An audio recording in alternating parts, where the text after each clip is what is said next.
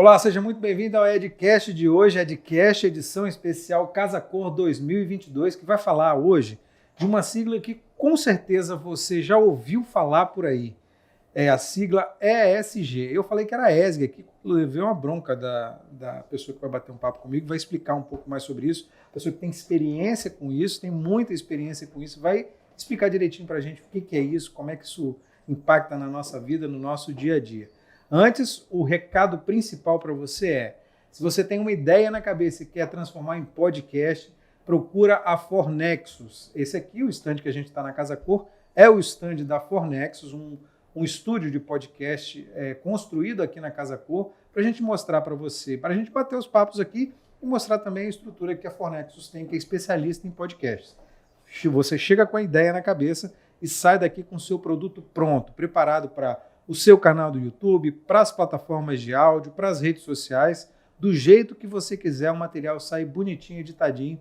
Então, se você tem uma ideia de fazer um podcast, procura a Fornexus. Peço encarecidamente para você seguir o nosso canal, a gente está chegando a 2.000 seguidores, muito provavelmente, a gente está torcendo para isso, quando essa entrevista for pro ar, a gente vai ter mais de 2.000 seguidores, com certeza.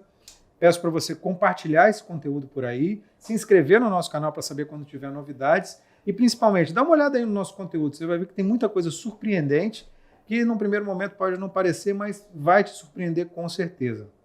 Conto com a sua ajuda para a gente crescer. Agora a gente conversa com a Luana Romero, que é especialista, eu falei ESG, aí você fala, não, ESG não, é ESG ou ESG. O que significa essa sigla que a gente ouve tanto falar hoje em dia? Com o que ela está relacionada, Luana? Primeiro, agradecer o convite. A gente que agradece. Assim, acho que o ambiente, né, essa paisagem... Tá demais aqui a Casa Cor, né? Sensacional. Parabéns, assim, agradeço mesmo o convite, um prazer estar aqui. Edu, assim, ESG, ASG, ESG, ESG, acho que vale tudo, né? Mas, assim, é importante te dizer que o ESG não é uma sigla nova, apesar de que ela foi cada vez mais ganhando uma roupagem, ganhando espaço, ganhando mídia e ganhando, de fato, né, assim, muitas adesões, principalmente no mundo corporativo. Mas ela vem pautada já há algumas décadas naquilo que a gente chama de... Décadas, isso? Décadas, do que a gente chama de desenvolvimento sustentável, tá? Na verdade, vou bem mais atrás, né? Tudo começa num cenário mundial, assim, pós-guerra, né? Mais ou menos ali em 1948, com a Declaração Universal dos Direitos Humanos. Esse foi um passo fundamental para o que a gente chama hoje de ESG.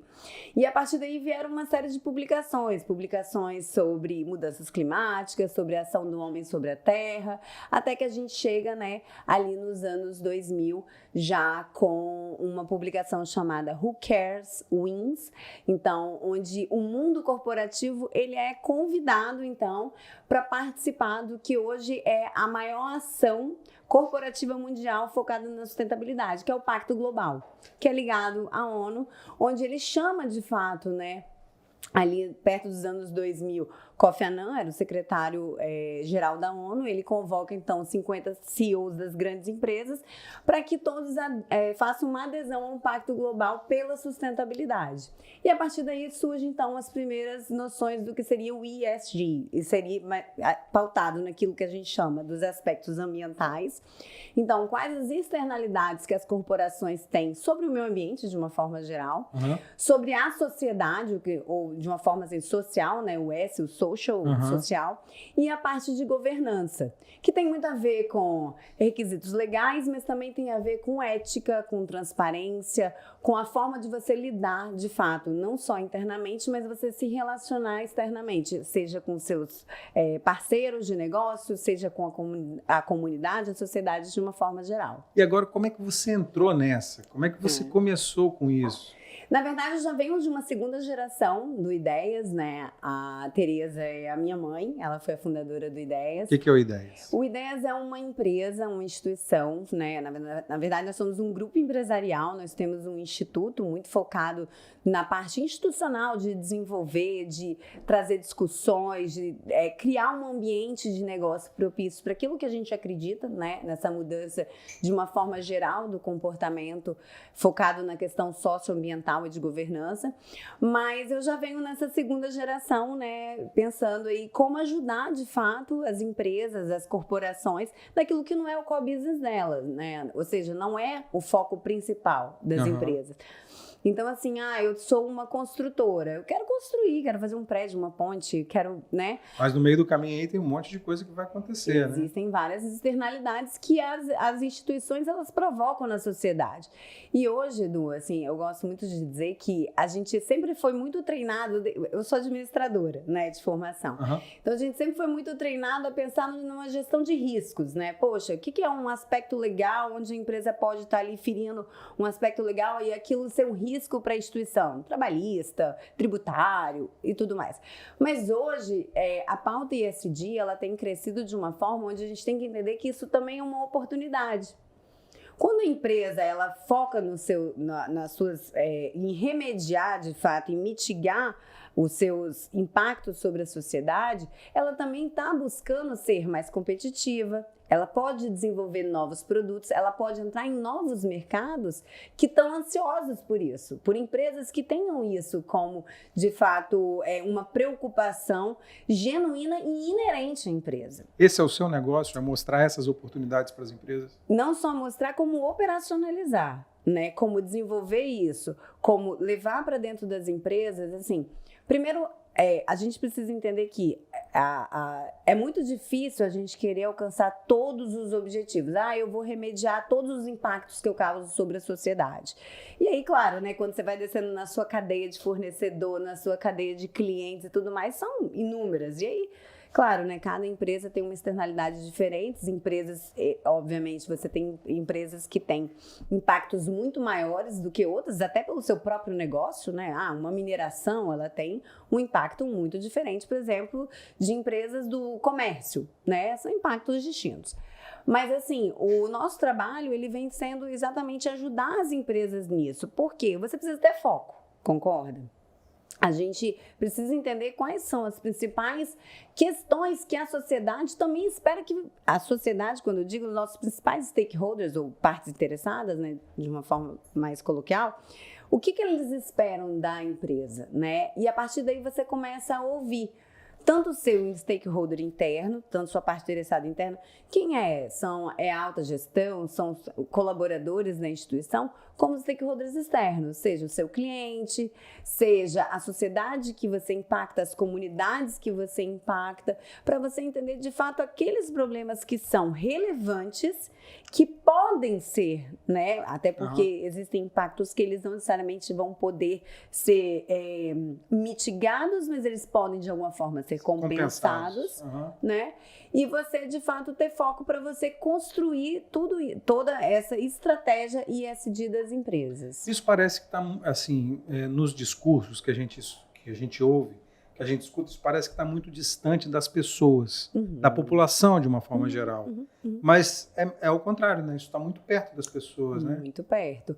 E eu acho, Edu, assim, cada vez mais o mundo corporativo ele já entende que ele não é uma ilha, né? As instituições não são uma ilha e elas precisam cada vez mais se abrir e ouvir de fato o que a sociedade de uma forma geral espera delas. Então, assim, isso aproxima, né? Aproxima o seu cliente, aproxima as pessoas com quem você quer se relacionar e principalmente os talentos que você quer reter. Então, hoje, dentro, né, das corporações de uma forma geral, você tem talentos que são muito disputados pelo mercado. E quando a gente fala muitas vezes naquele S ou até no G de governança, significa o quê? Que eu posso e eu gostaria de desenvolver políticas para que eu atraia esses bons talentos, mas que eu os retenha também, certo? Por exemplo, em questão do S se fala muito sobre diversidade, né? Seja diversidade nas questões das orientações sexuais, né? Que se chama ali o LGBTQIA+, ou até na etariedade, né? Pessoas que são acima, né? 50 a mais, 60 a mais, mas são talentos que gostariam de ser retidos dentro das instituições, atraídos, né, inicialmente e retidos. Então, assim, o S, ele tem ganhado, acho que quando você fala de estar mais próximo das pessoas, é uma coisa que você vê muito hoje, assim, se ouve muito falar, né, que as empresas hoje têm políticas de inclusão, políticas de diversidade. E assim, as empresas fazem isso só para chamar a atenção? Não. Existem vários dados hoje que comprovam que, a partir do momento que você tem uma empresa mais diversa, você prepara a sua empresa para as adversidades do mercado de uma forma geral. Então, vamos concluir. Tem até uma crítica, né, recente sobre o grupo Marisa, de mulher para mulher, Marisa. Sendo que no seu conselho de administração, na última reformulação, só tem homens. Então, foi uma grande crítica. Não que sejam pessoas mais ou menos competentes, com certeza têm a sua enorme competência, mas assim, você tem uma instituição, uma empresa que tem um público feminino muito bem definido. Claro que tem gestores, né, e pessoas que fazem parte da instituição, mas a grande concentração do poder de decisão está em pessoas que não fazem parte desse público. Então, como olhar para o futuro, né? Como olhar para o que o mercado espera dessa empresa, como olhar para o que o mercado, quais são as adversidades que você pode enxergar lá na frente. Então, a diversidade, ela também busca isso, preparar as instituições para as mudanças futuras.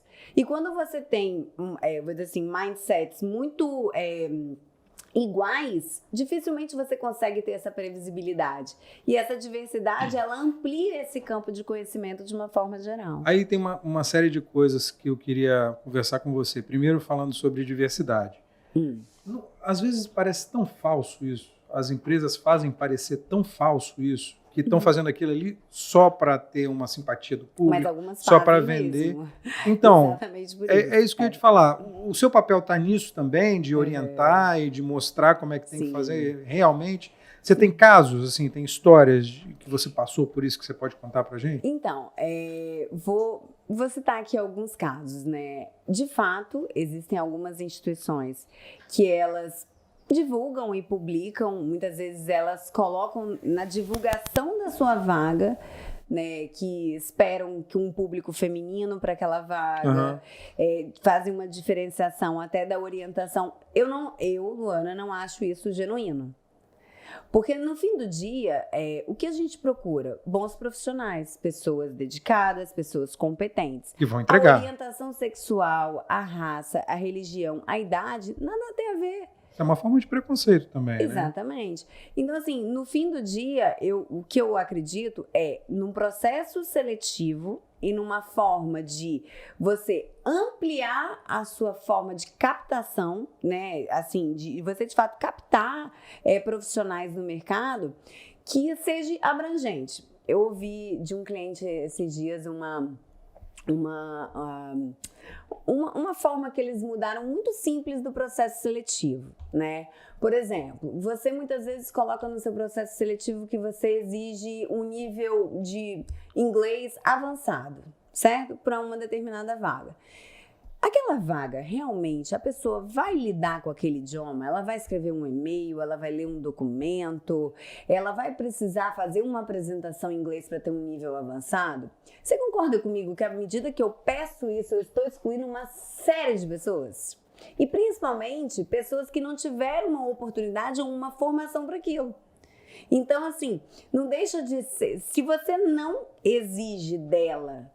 Ou, ao contrário, se ao longo daquela carreira ou daquilo que você exige dela, ela poderia ser capacitada, por que você criar essa barreira logo no início? Mas isso aí também não é contraditório pelo seguinte, aí você também, quando você não coloca a exigência do inglês, você exclui aquela pessoa que batalhou pra caramba para fazer um curso de inglês, conseguiu um curso de inglês gratuito num projeto social de uma comunidade, por exemplo. Você também está excluindo essa pessoa quando você não fala. Não é que você está excluindo, né? Todo conhecimento, ele é válido. Com certeza, né? À medida que você analisa, né, dentro de um processo seletivo, poxa, eu quero um profissional de nível médio com essas e essas competências.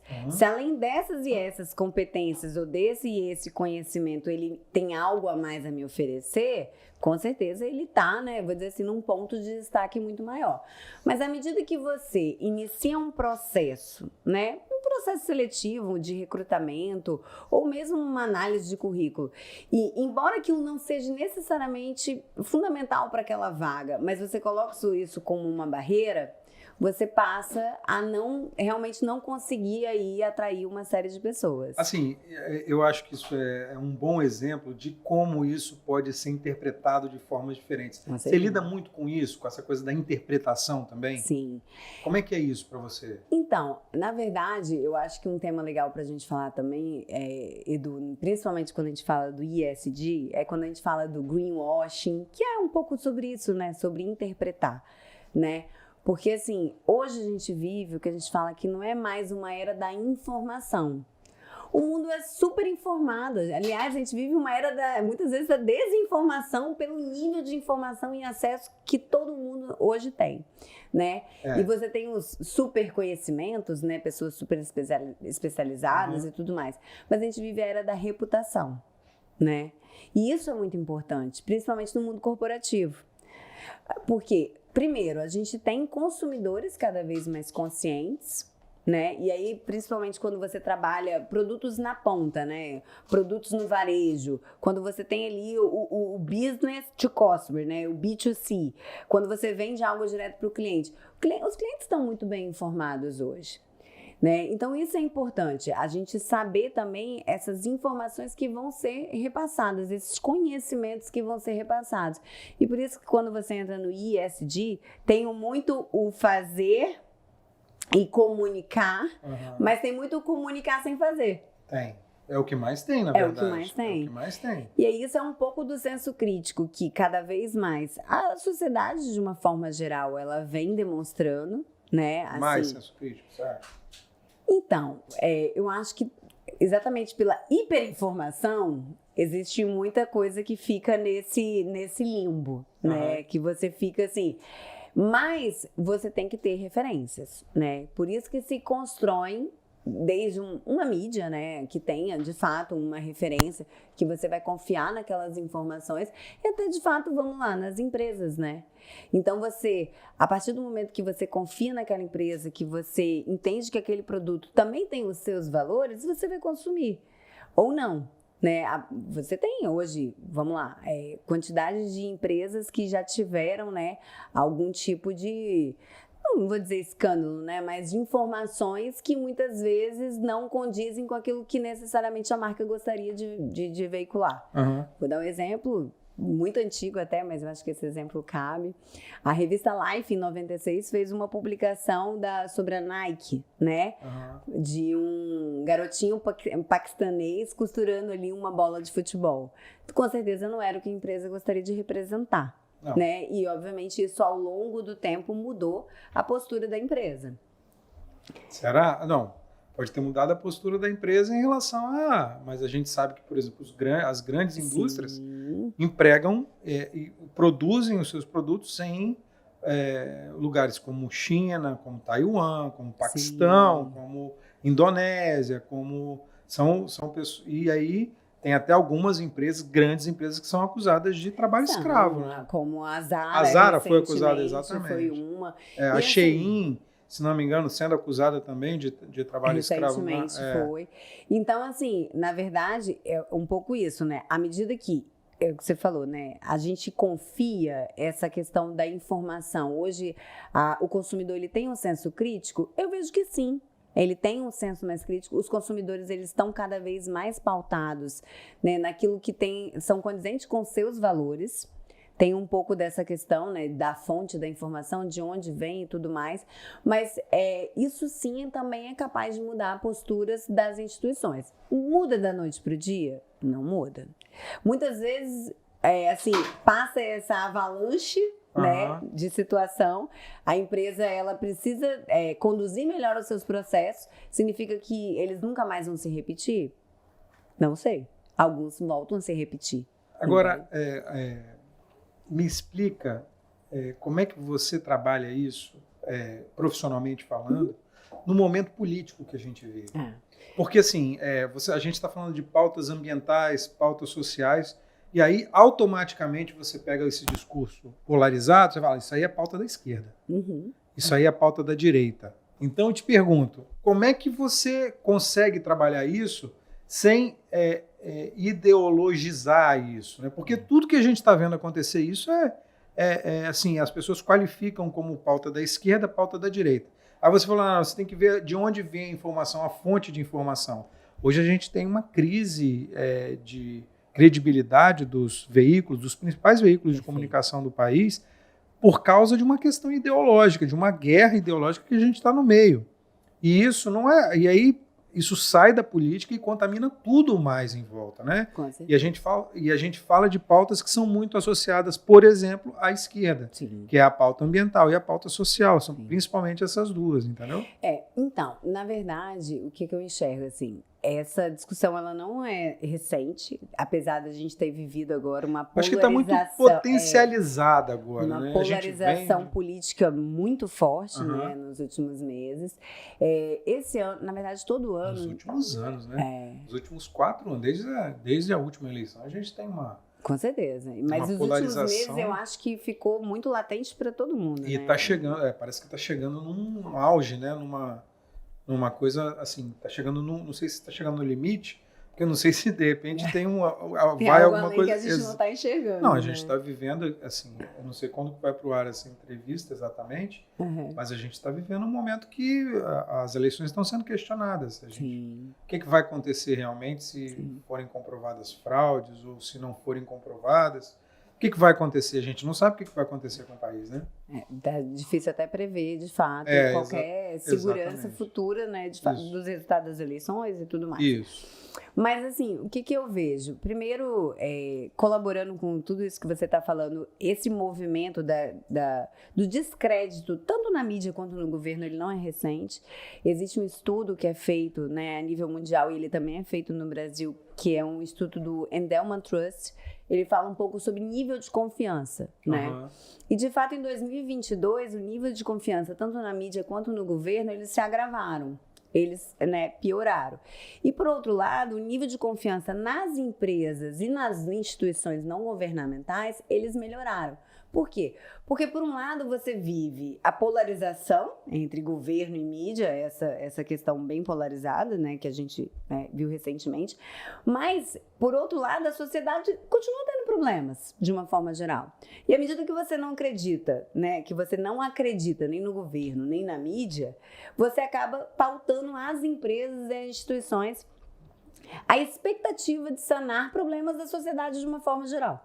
Né? Assim, não é a Luana que está dizendo, isso é um estudo, esse estudo é um estudo internacional que é feito. E, de fato, hoje, muitas vezes, vamos lá, a gente, né, aqui na Grande Vitória, a gente tem grandes empresas, né, que estão situadas aqui, e muitas vezes a gente espera uma participação delas nos problemas da sociedade. Porque a gente sabe que elas vão resolver. Ou a gente sabe que talvez o governo não vai resolver, então a gente precisa, né, depositar nossas esperanças e expectativas em alguém.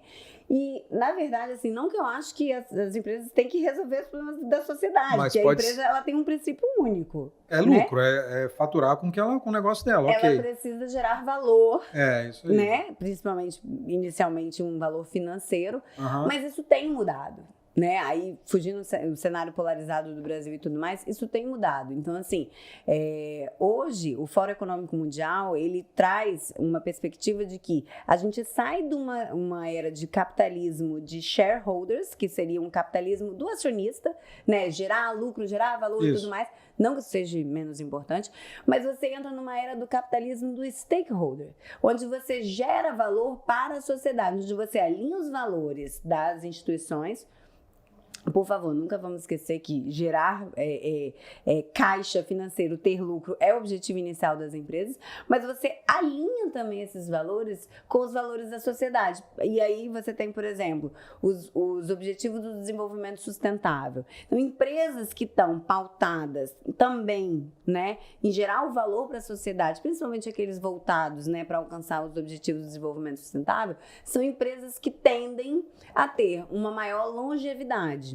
E hoje, aí já voltando para o mercado financeiro enxerga isso de várias formas, né? Hoje você tem o índice de sustentabilidade empresarial na B3, você tem uma série... Hoje, o mercado financeiro, ele não olha só para os dados contábeis ou dados financeiros das instituições.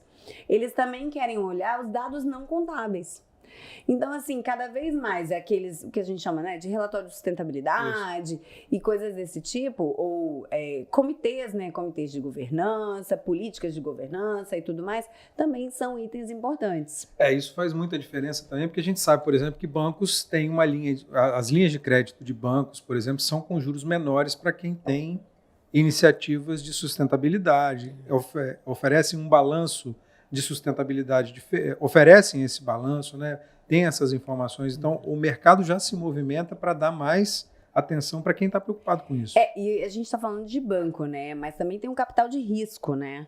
Muitas vezes os investidores hoje... preferem investir em quem tem Exatamente. iniciativas. Você tem, por exemplo, como a BlackRock, que é uma das maiores investimentos de capital de risco do mundo, que ela busca exatamente instituições que tenham esses valores alinhados. Então, eu dei o exemplo da B3, né? Hoje você tem o Índice de Sustentabilidade Empresarial, ISE, exatamente, que ele capta esses dados das instituições.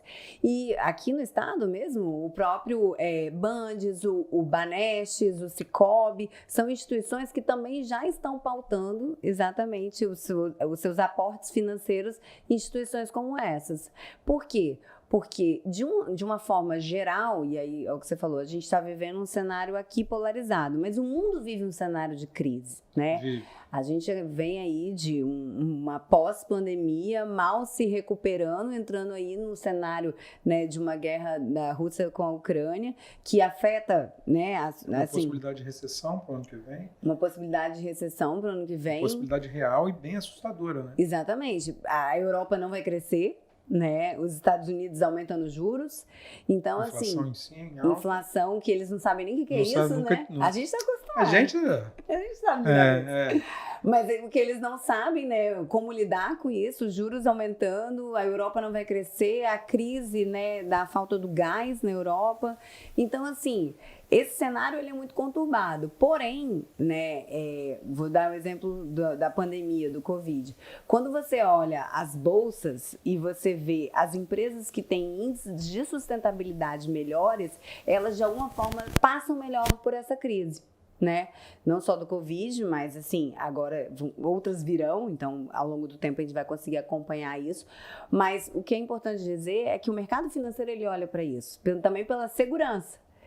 E você entender que as instituições que estão se preocupam de alguma forma, né, com o meio ambiente, com a sociedade e com as suas políticas de governança, elas tendem a responder melhor a esses cenários de crise. Então, vamos entender que o mercado se mexe e as empresas também têm que se mexer. Com certeza, Edu, assim... E eu acho que, principalmente no cenário europeu, isso está muito claro, e a gente vai ouvir muito isso agora na COP. Muitos planos serão adiados. Não na Copa. Não, na COP. Está começando também.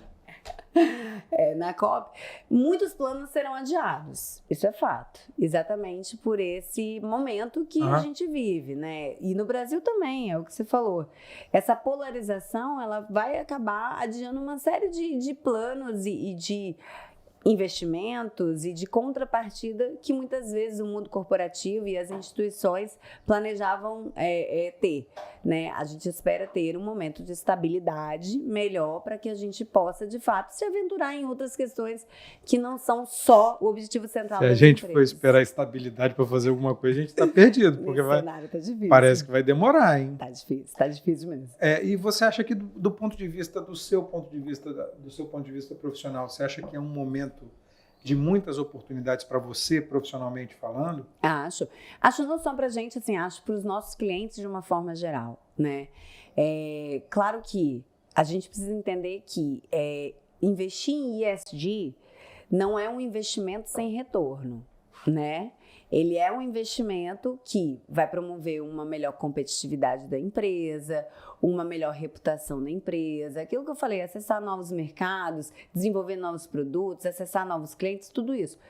Mas a gente não pode abraçar tudo, certo? As empresas precisam ter foco naquilo que é relevante, naquilo que é importante para elas dentro das suas externalidades do mercado que elas atuam. né? Então, assim, ouvir os seus stakeholders, sejam eles internos ou externos, é de extrema relevância para que a gente tenha o que a gente chama, né, da materialidade, né? Aquilo que não significa que uma política, por exemplo, de inclusão, ela é muito necessária, talvez ela seja mais necessária para algumas empresas do que outras. Fazer investimento social voluntário, fazer uma mitigação de um impacto social ou desenvolver novos controles de canais de ética e tudo mais, talvez é hora de priorizar o investimento. Mas aí como é que você vê em termos de oportunidade? Para você como profissional e para essas empresas, tem muita gente querendo o seu serviço? Sim. Tem muita empresa te procurando, pensando, não aguento mais, não tem mais espaço, não tem mais tempo para isso. Tem muita gente procurando? Tem uma frase da Sônia Consiglio que ela fala assim, ESG só tem 3 formas de acontecer: pelo amor, pela dor ou pela inteligência, né? Pelo amor é aquilo, vamos ser apaixonados pela causa, quero gerar um impacto positivo na sociedade e vou batalhar para isso, né? Então, vai pelo amor. Pela dor, muitas vezes é isso, é um requisito legal, é um cliente que me exige. Uma multa. É uma mudança de comportamento que ela não é voluntária, mas ela é necessária. E aí foi o que a gente estava até conversando um pouquinho antes. Quando você tem grandes players dentro de uma cadeia e eles mudam a regra, todo mundo que fornece dentro dessa cadeia vai mudar. E aí é o pela dor. E tem o pela inteligência. E o pela inteligência é onde eu enxergo oportunidades, né? E aí é que eu vejo que as empresas têm uma grande possibilidade de largar na frente. Tem gente que não está olhando para certos mercados, certo? Por exemplo, hoje o agronegócio é uma cadeia que a gente vem trabalhando muito forte. Por quê? O Brasil, ele é uma potência em agronegócio, isso, os números falam por si, mas mais do que isso, né? Com toda essa pauta que existe, né, de mudanças climáticas, isso são dados fictícios, são, não são? Mas existe uma mudança, uma postura mundial de se esperar uma transição energética, de se esperar uma economia de baixo carbono, e o Brasil pode largar na frente. Mas aí, do ponto de vista do que está acontecendo hoje, a guerra da Rússia com a Ucrânia fez a Rússia bloquear, por exemplo, a energia para o fornecimento de gás, o fornecimento... Sim, a Europa teve que reativar várias... Carvão, está usando mais carvão, que é a energia mais suja que tem, né? E aí, isso não cai por terra, esse discurso não cai por terra com a necessidade prática? E a gente não vê isso acontecendo e fala, peraí, os caras estão falando em sustentabilidade, mas quando o calo aperta lá, eles o apelam. Por que a gente vai fazer isso também? Não, mas é aí que eu falo, não é só uma questão de por que eu vou fazer isso, mas a oportunidade que eu enxergo nisso, né? Vou dar um exemplo que esse tema é bem polêmico, mas eu sou bem apaixonada por ele, assim. A gente fala de uma transição, principalmente na parte de mobilidade, para carros elétricos, né? E eu li muito sobre esse assunto e acompanho muito essa discussão de por que o Brasil, que tem 70% da sua frota de carros flex, tem muitas indústrias de etanol à base de cana, que é diferente do etanol do milho, por N motivos. E é completamente sustentável. Por que a transição do Brasil para uma economia de baixo carbono, principalmente quando a gente fala de mobilidade, tem que passar pela eletrificação da frota, né? E aí tem também estudos que apontam que para fazer um carro elétrico, você consome muito mais carbono do que para construir um motor a combustão. Não só fazer o carro, mas aí, por exemplo, a Europa, né? Você tem a questão da matriz energética, de como você abastece também ao longo da vida útil desse carro, e você ainda tem, por fim, a destinação da bateria do carro elétrico. Que é um problema. Existem várias discussões hoje, né? Porque a bateria ela pode ser reutilizada, sim, mas ela continua tendo uma vida útil. Existe uma questão do próprio design, de como essas baterias são feitas para que no futuro você faça, de fato, um aproveitamento daqueles materiais que são materiais pesados, né? São metais pesados que precisam, né, de alguma forma serem destinados de uma forma correta. Mas, enfim, entendendo que não existe uma solução a nível global, né, de uma transição para uma economia de baixo carbono única, Por que o Brasil está pautando as suas ações em uma postura que a gente tem outros mercados aqui já... Olha, a rede de abastecimento, quando você fala de eletrificar uma frota, você tem que se preocupar com a rede da infraestrutura de abastecimento. Já quando você olha para toda a nossa cadeia hoje no Brasil de distribuição de etanol, a cadeia está pronta. Exatamente. Entendeu? Então, assim... mais do que eu enxergo que o mundo em si, ele com certeza vai adiar alguns planos, alguns protocolos vão ser adiados, algumas cadeias talvez não mudem dentro de uma perspectiva que a gente enxerga, mas a gente precisa enxergar oportunidades. Se você perguntar para mim, Luana, o ESG tem volta? Não tem. Sabe? O que eu vejo assim, o desenvolvimento, a palavra desenvolvimento sustentável, né, ela já surgiu há várias décadas e, claro, a gente segue patinando? Segue patinando. Vamos patinar ainda muito tempo? Vamos. Né? Existe o ESG hoje, ele tem um padrão único, ele tem uma solução única? Não, ele não tem. Não tem. E a gente vai bater muita cabeça. Mas eu não acho que é um caminho que ele vai voltar. Eu acho que cada vez mais, nós enquanto consumidores, as empresas enquanto agentes da sociedade de uma forma geral, há uma preocupação cada vez maior em como tornar as nossas atividades sustentáveis. Exatamente, né, nessa provocação do que esperar do futuro. Qual é o legado que a gente vai deixar para as próximas gerações? Qual que você acha que a gente vai deixar? Não, é isso. Terra arrasada ou o Éden? Espero que não, trabalho para isso, porque eu tenho 2 filhas. Então, eu espero que de fato... É maluco a gente pensar no futuro tendo filho, muito, principalmente, né? Muito. O que a gente vai deixar para eles, né? O que vai sobrar para eles, né? De fato, assim, eu acredito que quando a gente fala principalmente das mudanças climáticas, né, Edu, eu entendo que a inovação e a tecnologia, elas vão ser os nossos grandes aliados. Né? Essa questão da transição mesmo, a transição energética, o Brasil é uma potência, né, em energia renovável. Todo tipo de energia. De todo né? tipo. Claro, você olhar, por exemplo, a fotovoltaica, né, a energia fotovoltaica. O Brasil tinha... O que não falta no Brasil é sol, né? Exato, mas o Brasil tinha uma produção pífia.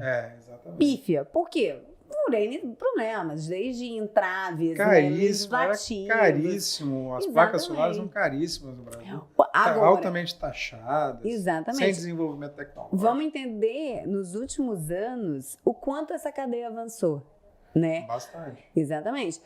O que o Brasil fez, implantou, né? Estou falando de sistemas implantados de 2021 para trás, ele implantou só no ano de 2021. Ele dobrou essa produção em um ano.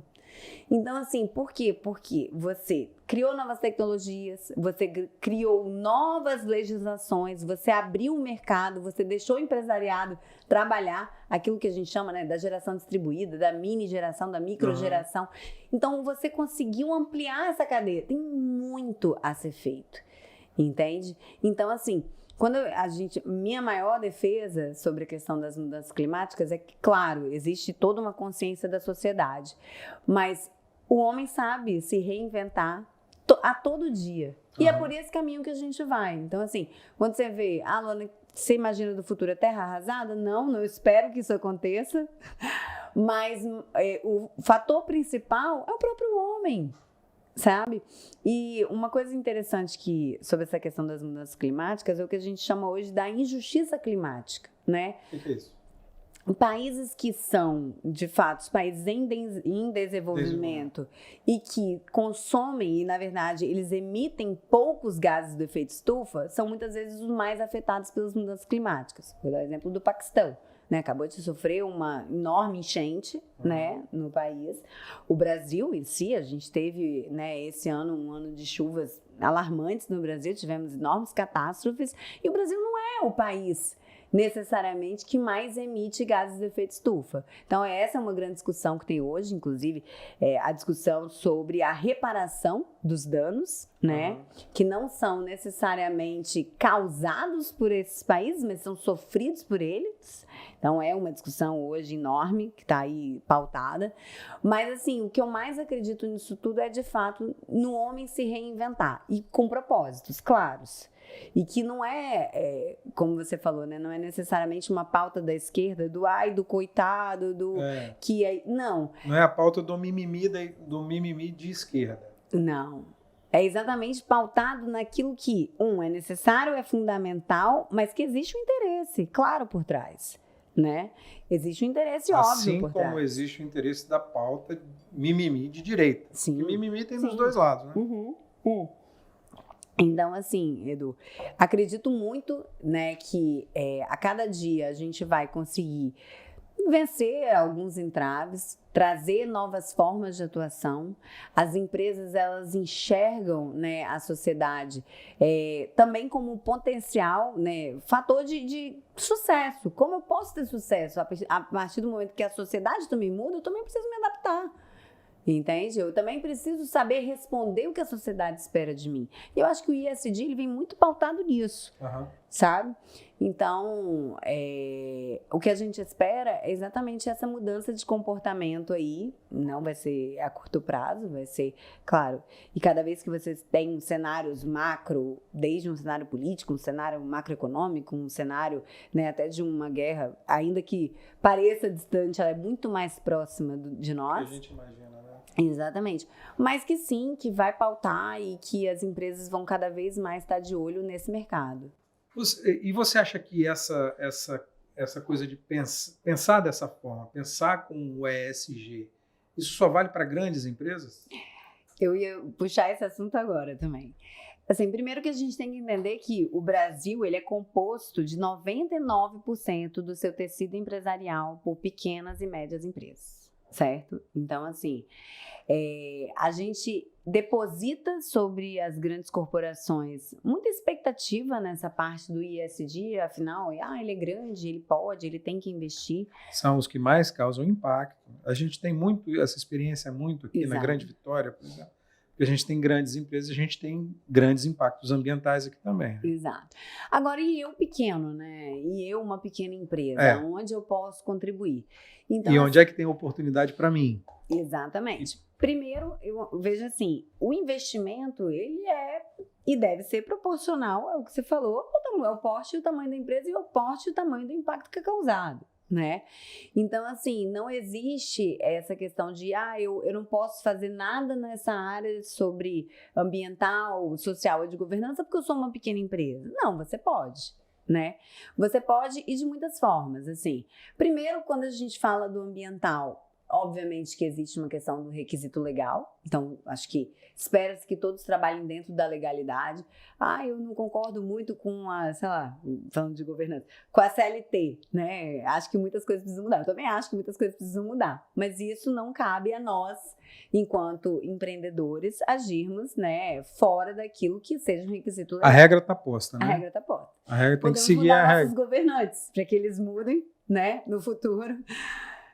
A gente batalha por isso.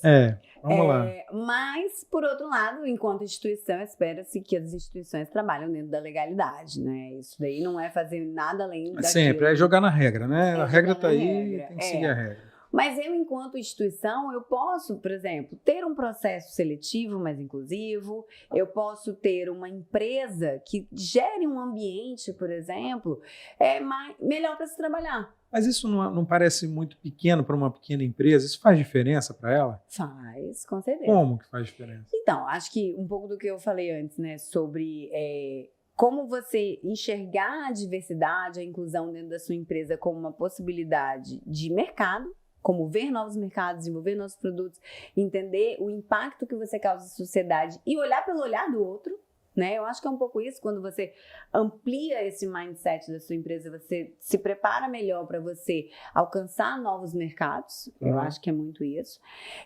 Primeiro, aquilo que você consegue mostrar de valor para a sociedade. Então, se eu sou uma empresa que de alguma forma me diferencio dos outros players por ter atitudes mais transparentes, por ter atitudes mais sustentáveis e tudo mais, eu crio uma relação de confiança com o meu cliente. E quando a gente fala sobre reputação, ele não é só ser um objeto de desejo, né? Onde o seu consumidor quer consumir o seu produto porque ele deseja o seu produto. Não, ele também te dá o benefício da dúvida. Isso é reputação, certo? As empresas nem sempre acertam, Edu. Muitas vezes elas erram. Muitas vezes. Muitas vezes elas erram. E quando você constrói uma relação de confiança com o seu cliente, minimamente você consegue dizer, não, eu errei, tá certo, eu errei. Eu cometi um ato falho. Mas a minha reputação me permite reconstruir. É tão difícil a gente ver isso acontecer na prática. Eu errei, vou consertar. É tão difícil a gente ver isso. Teve até... Eu dei uma palestra recente no Sebrae, exatamente para pequenas empresas, né? Sobre ESG. E tinha uma matéria até na Forbes que dizia isso. As palavras mais importantes que podem surgir genuinamente da boca de um CEO me desculpe, eu errei, quando elas são genuínas, né? Mas então, isso assim, rarissimamente acontece. Mas, assim, eu acredito muito que essa é uma forma que você tem, sim, de consertar um erro. Então, assim... Mas você já viu isso acontecendo na prática? Eu falo por mim, assim, sabe, Edu? A gente, enquanto instituição, muitas vezes, né, principalmente se reportando aí com algumas grandes empresas, nem sempre a gente acerta também, né? Erros acontecem, erros administrativos, operacionais, erros de informação, coisas desse tipo acontecem. Eu acho que, minimamente, quando você se abre para o erro, e é muito isso, né? Pautado numa relação de confiança, pautado numa reputação, pautado naquilo que a gente espera, né? De melhoria contínua, de uma relação transparente e tudo mais, isso acontece. E deveria acontecer, talvez, com mais frequência. Entende? Deveria. Muito mais.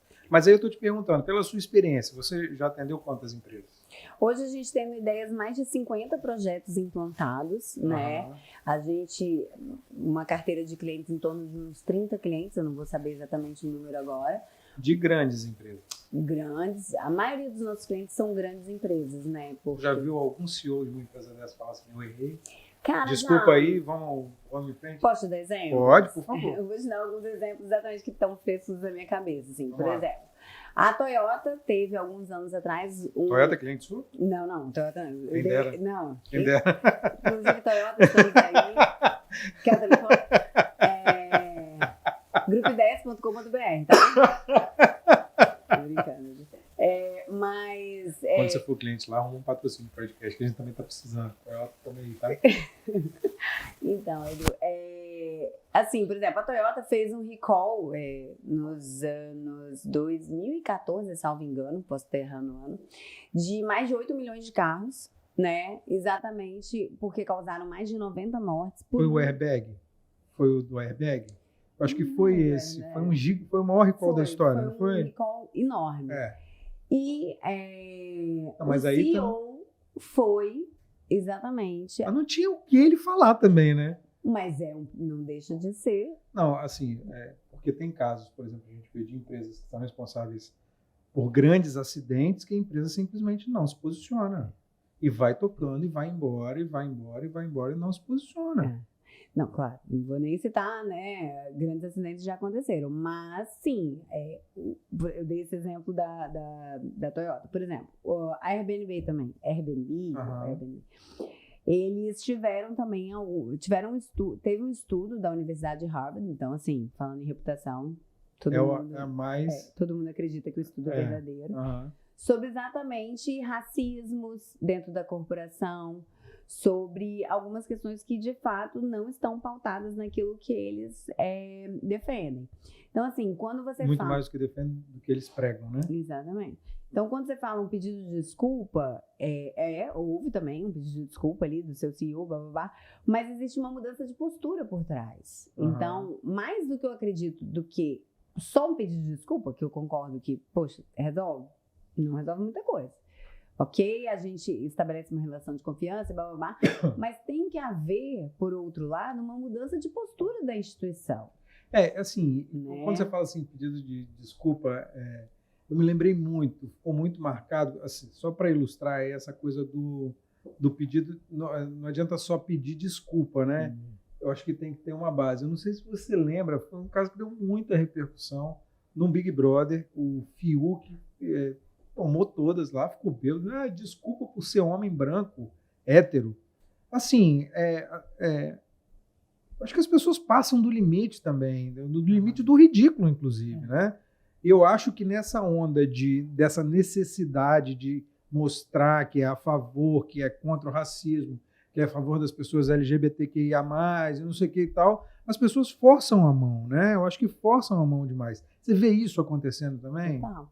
As pessoas esquecem muitas vezes, Edu, que a menor minoria é o eu, né? Uma pessoa só, né? É uma pessoa só. Por quê? Todos somos diferentes. Cada um é a sua minoria. Eu sou mulher, eu sou uma minoria. Eu sou mulher abaixo de 40 anos, com 2 filhas, eu sou uma minoria. Então, assim, todo mundo no seu eu, ele é uma minoria. O menor é o indivíduo. O que a gente precisa, talvez, trazer, aí, focado não só na sociedade, mas principalmente no mundo corporativo, é um pouco isso, assim, como entender que pessoas são diferentes, vêm de classes diferentes, de educações diferentes, mas que todos podem, de alguma forma, contribuir. E muitas vezes é um pouco isso, né, que a gente estava falando no início. É você focar naquilo que são as competências, naquilo que você espera daquele profissional. Não importa credo, não importa cor, não importa orientação sexual, não importa nada. Mas como o mercado e como as empresas podem olhar para as pessoas como elas são. Entende? E esse eu acho que é o grande desafio. Hoje em dia eu vi uma plataforma muito bacana que a gente está usando agora de recrutamento e seleção, que você não enxerga a pessoa. A pessoa imputa no sistema os seus dados, não importa quantos anos ela tem, não importa se ela é homem ou mulher, não importa nada disso. Você faz uma entrevista, inclusive às cegas com ela. Entende? Então, assim, são algumas questões que a sociedade pode enxergar de uma forma diferenciada, sem necessariamente você pensar assim, porque eu quero que a minha empresa seja inclusive, eu quero ter um público assim ou assado.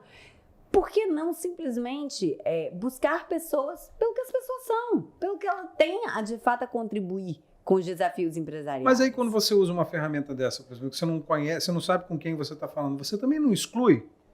Porque a gente é formado porque a gente é. A aparência, o tamanho, a personalidade, a cor da pele. A gente é formado por tudo isso. Depende do que você busca. Você concorda? Depende do que você busca. Se você busca, falando de mercado de trabalho,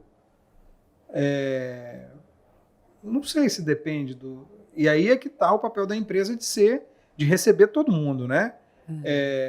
Será que depende do que você busca? Não, quando eu digo depende do que você busca, depende dos cargos que você quer preencher. Então, é isso que eu estou te falando, mas aí eu estou te falando do ponto de vista do trabalhador. Eu quero ser empregado. Eu tenho qualificação. Eu acho que eu me encaixo naquele cargo lá, beleza. Sim, mas eu sou formado por tudo. A minha vida, tudo serviu para a minha formação. Até se eu passei por alguma dificuldade em algum momento da minha vida por causa da minha cor de pele ou por causa da minha orientação sexual. Faz parte da sua história. Exato. Te formou, né? Sim, perfeito. Te formou. Mas num primeiro momento você concorda que eu não preciso necessariamente ter este contato para entender as competências que você tem? Claro, com certeza. Até porque, né, vamos lá, no processo seletivo você tem um contato inicial. A partir daquele momento que você, né, tem um segundo passo que a pessoa faz... Tem 10 passos, processos seletivos muito longos, não sei o que e tal, né? Tem muito disso ainda. Mas a partir do momento que você tem um profissional, né, atuando, ali ele vai contar exatamente essa história dele, né? Ele vai demonstrar com as suas competências, com o seu eu, com a sua resiliência, muitas vezes, por tudo aquilo que a pessoa viveu ou deixou de viver, a forma que ele tem diante dos novos desafios, né? E hoje, o que a gente fala do hard skill e do soft skill, né? O hard skill é aquilo, né? Eu sou engenheiro, eu tenho uma capacitação X, eu tenho uma capacitação Y. Mas cada vez mais a gente está menos preocupado com isso. Como é que você lida com as pessoas? Como é que você lida com os problemas? Como é que você resolve? E assim, como é que você lida com a pressão? Exatamente. E assim, você está falando de inteligência emocional, que é um soft skill hoje que as empresas mais buscam. Por quê? Porque a gente vive um mundo muito dinâmico. É verdade. Um mundo de, né, falando por mim, eu que sou mãe, né, me preocupa muito essa questão das mídias sociais por uma imagem que você projeta e que você espera que o outro tenha aquela vida feliz e maravilhosa que está ali no seu Instagram, que não é verdade.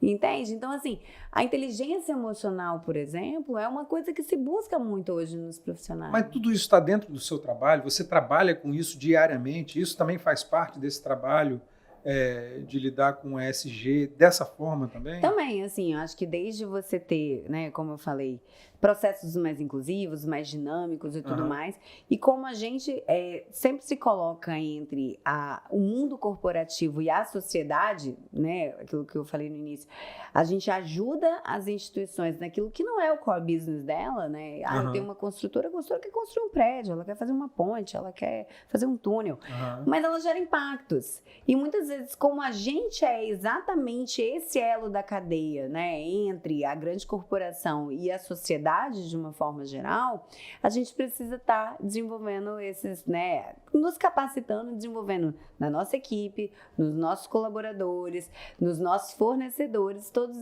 essas competências para que a gente saiba, né, enxergar o mundo corporativo, óbvio, o nosso cliente é o corporativo, mas que a gente entenda os valores que eu posso gerar para a sociedade e como me posicionar nesse meio, né? Como levar valor, né? Valor e resultado para as duas partes. Então, assim, por exemplo... E aí, nesse meio campo, você lida com tudo isso? Com tudo. Processo, por exemplo, você avalia um processo seletivo de uma empresa, por exemplo? Avaliamos também e ajudamos a construir essas políticas, né? Políticas de inclusão, políticas de diversidade e tudo mais. Como, por exemplo, ser de fato o operador na ponta de algumas ações. Por exemplo, a gente trabalha com educação ambiental, né? Eu tenho clientes hoje que não é o core business deles, mas tem trabalhos que querem incentivar, né, de alguma forma a sociedade ter uma consciência ambiental maior. Então, eu sou a pessoa que falo em nome deles. A gente também trabalha, Edu, com um grande desafio que é a parte de remoção e reassentamento de famílias, né? Grandes plantas, né, seja siderurgia, sistemas de modais, né, de mobilidade urbana, ou até instituições que tenham áreas ocupadas por terceiro, não é o core business deles. Eles fazem outras ações, mas como dialogar com essas pessoas para que a gente possa, de alguma forma, claro, pautada no respeito, pautada na transparência, pautada na ética, mas que a gente consiga viabilizar grandes projetos estruturantes. Esse também é o nosso papel. Você trabalhou com alguns projetos estruturantes grandes desses? Grandes. Quais, por exemplo? Então, aqui na Grande Vitória, a gente trabalhou muito com a parte do sistema metropolitano do Transcol 3. Então, trabalhamos com muitas desapropriações. Fizemos mais de 1.000 processos de desapropriações. Caramba. Contorno de Jacaraípe, alça da Terceira Ponte. Não sei se você se recorda como era aqui, né, o canal Bigossi, né? Então, nós atuamos junto a essas famílias para que a gente fizesse um processo. Eu lembro que deu um problemão no canal Bigossi, eu lembro disso. Tinham muitas famílias que ocupavam, era uma situação muito insalubre, muitas vezes. Elas moravam na beira do valão. Na beira, assim mesmo. Era palafita, inclusive, né? Então, assim, você... Então, assim, e como é que faz? Qual é o seu trabalho? É conversar com as... Diálogo... A pessoa não sai daqui se não me der 2 milhões, 5 milhões, 10 milhões. Tem algumas questões, né? Primeiro, tem um aspecto legal, que quando você tem um decreto de utilidade pública da área, a área realmente ela precisa, porque ela vai atender a um projeto maior, né? Aí são projetos estruturantes, né? Mobilidade, tudo mais. Uma infraestrutura que vai precisar ser feita. E aí é muito... Claro, existe a legalidade, né? Você tem um instrumento jurídico que te auxilia nisso, mas infinitas vezes você não precisa ter isto como argumento.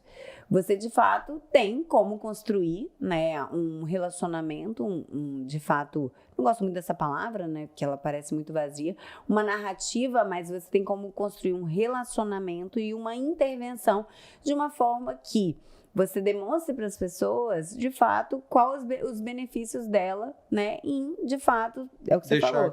Deixar aquela área. Pessoas que viviam de uma maneira insalubre podem ter ser atendidos num programa habitacional que vão dar a ela, por exemplo, uma moradia muito mais digna.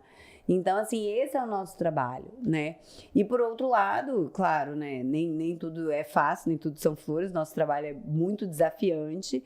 Você tem, por exemplo, famílias que ocupam áreas privadas, onde você não tem um interesse público, mas você tem um interesse privado, aquela área de uma pessoa.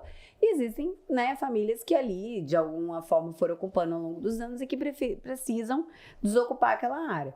Então, o nosso trabalho é fazer isso de uma forma humanizada, né? Trazendo segurança para essas pessoas, segurança para o nosso cliente, mas promovendo isso através de um diálogo e de uma forma que a gente consiga construir uma ponte entre as duas, né, as duas partes, né, ou seja, um ocupante e um real proprietário daquela área, para que a gente faça uma desocupação harmoniosa, né? Eu vou dizer assim, é muito desafiante, com certeza, mas é aquilo. A gente se coloca exatamente como um elo condutor aí nessa cadeia para que a gente traga valor e entregue resultado aí para as duas partes. Qual você acha que é o futuro do ESG aqui no nosso estado, no Espírito Santo? E no Brasil? Então, o Brasil, eu acho que ele vai vir cada vez mais forte. O Brasil é uma potência. O Brasil tem enormes oportunidades. O quanto o Brasil vai conseguir abraçar essas oportunidades, ele vai estar muito pautado nas políticas públicas, que a gente vai viver um momento muito de instabilidade, né? Um desalinhamento entre Congresso e governo federal e essas coisas. Empresas. Mas eu acredito muito na potência que a gente acredito que a gente vai sim alcançar aí outros patamares. Mas eu acho que essa pauta vai demorar um pouco mais. E em relação ao está muito ligado ao valor das instituições, como as empresas, de fato, vão conseguir, né, ter valor e mostrar o seu valor para a sociedade. Então, as empresas precisam gerar resultados e entregar esses resultados para a sociedade. Então, está muito pautado um pouco nesse cenário econômico que e vai ficar instável. E a governança, por outro lado, eu acredito que ela também vai crescer muito, porque hoje em dia é aquilo, né? A gente quer empresas éticas, comprometidas, transparentes. Então, eu acredito que essa pauta aí também vai estar muito amparada, assim, no que a sociedade espera das empresas. Toyota, se quiser contratar, é www.grupo10.com.br. Se não for Toyota, pode ser Honda, pode ser Chrysler, pode ser Porsche. Os desafios existem. Outro dia eu dirigi uma Porsche, veio um convidado aqui. Vi legal. Caminho sem volta. Sensacional. Não deu vontade de sair de lá nunca mais. Não dirigiu o Porsche. O problema é depois não dirigiu o Porsche. É verdade. Que tristeza. Mas foi bom enquanto durou. Obrigada. Obrigado, viu? Valeu, Agradeço sucesso para você. muito. Tomara que você deslanche. Esse cenário político te dá mais... Você vê mais possibilidades com esse cenário político novo que a gente tem no Brasil ou não? Não sei, Edu, assim, por um lado... Vai demorar para saber, você acha? Demora um tempo, assim? Por um lado, eu vejo que deposita-se muito, né, nesse novo governo que agora eleito, vamos ver se vai se tornar novo ou não, ainda vai... É impressionante isso, né? A gente não resolveu isso, né? Mas, assim, eu acho que o mundo ESG deposita uma expectativa, né, maior aí nesse novo governo. Apesar de que, se você retroceder um pouco e olhar o quanto o Brasil em si avançou nos últimos anos, eu vou te dar alguns marcos assim, importantes. O novo marco legal do saneamento. A gente fala em ESG e assim, a gente está falando do básico. Está falando de saneamento. Edu, quando a gente fala de saneamento, só pensa em água e esgoto, mas assim, vamos lá, vamos falar de resíduos sólidos, né? Resíduo, lixo. Edu, na década de 50, o hemisfério norte conseguiu universalizar o serviço de coleta pública de lixo. E a gente não tem o Brasil tem 92%. Ah, Lula, 92 é muito. Não é. A gente deveria estar no 100%. Sabe? O Brasil tem quase 4 mil lixões a céu aberto. Entende? E o novo marco de saneamento é de 2000 para cá. Entendeu? 2020 para cá. Quer dizer, tem 2 anos, completou 2 anos esse ano. Entendeu? Que isso tenta destravar uma série de investimentos. Avançamos muito, muito, principalmente na parte, né, de abastecimento de água e esgoto. Mas só para você ter um número, o Brasil hoje precisa de um investimento na casa de 900 bilhões de reais para atingir as suas metas. É muito dinheiro. É muito dinheiro. E você acha que o poder público ele tem essa capacidade de investimento? Não tem. Não tem. A gente precisa trazer o privado, a gente precisa destravar os segmentos. Entende? E logística, né? Poxa, vamos falar aí do novo marco das ferrovias. Então, assim, a gente precisa do privado, a gente precisa trazer.